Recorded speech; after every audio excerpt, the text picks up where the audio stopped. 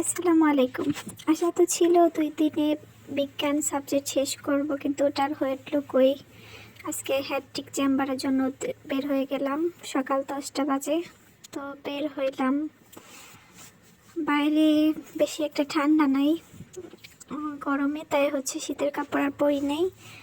তারপর আমাদের বাড়িতে যেখানে চেম্বার, ওখানে সিএনজি করতে করে যাইতে হয়। সিএনজিতে করে গেলাম, একটু ভিডিও নিলাম। যাওয়ার সাথে সাথে একটা আলট্রা করা লাগলো, প্রেগনেন্সি প্রোফাইল, সেটা করলাম। খালা ফ্রুটস নিয়ে আসছে, তো পড়তে বসলাম আর সাথে ফ্রুট, কিন্তু খাইতে পারলাম না। তখনই আবার রুগী চলে আসলো। আবার প্রেগনেন্সি প্রোফাইল আলট্রা করলাম এবং হোল অ্যাবডোমেন আলট্রা করে আবার একটু বসলাম, বসে একটু রেস্ট নিলাম। তো এর মাঝখানে একটা রেডিয়েন্ট কোম্পানির আমার একটা মগ দিয়ে গেছে, সুন্দর একটা মগ। যদি আমি খোলার চেষ্টা করতেছিলাম, বাট করতে পারি নাই।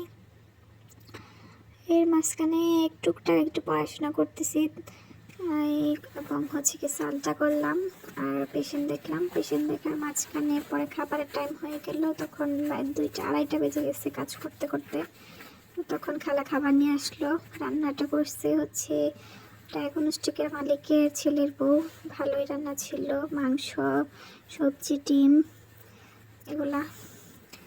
তারপর খাওয়া দাওয়া শেষে, রুগী প্রায় শেষের পথে হয়ে গেছিল, তখন আর কোনো কিছু করা লাগে না, তাই বসে একটু পড়া শুরু করলাম। আজকে আমার টার্গেট ছিল পুরো এই বিজ্ঞান সাবজেক্টটা শেষ করবো, বাট শেষ করে উঠতে পারি নাই আমি, কারণ সময় পাই না। কারণ ওই চেম্বারের পরে আমার আরেকটা চেম্বার, তারপর আরেকটা হ্যাট্রিক চেম্বারের জন্য কিছু করতে পারি না, এখানে এসে পড়তেছিলাম। আর যেহেতু মাথা ব্যথা শুরু হয়ে গেছিলো, সারাদিন ধরে কাজ করতেছি। 1 কাপ চা নাইলাম।